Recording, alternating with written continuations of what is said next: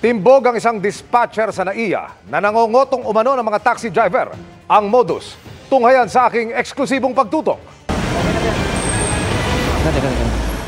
Ang pagtanggal ng sombrero sa ulo ng police asset ang naging hudyat para isagawa na ng mga pulis ang operasyon. Sir, ano yung tinanggap mo, sir? Sa CID kami, police kami.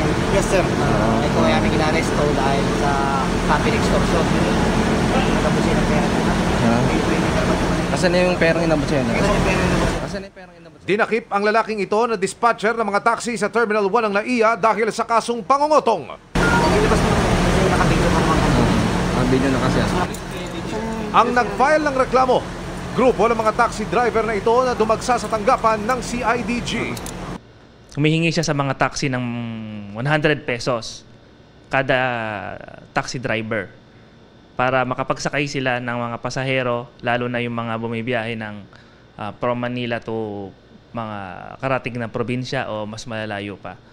At sakali na hindi raw magbigay ng butaw ang mga tsuper, Binubugaw yung mga pasahero sa ibang terminal ng taxi at hindi nila ito pinapasakay ng taxi na which is mas malapit dun sa entrance exit nung nasabing terminal. nag-file na ng reklamong robbery extortion ang mga driver ng taxi na mistulang nabunutan daw ng tinik dahil sa racket na ito.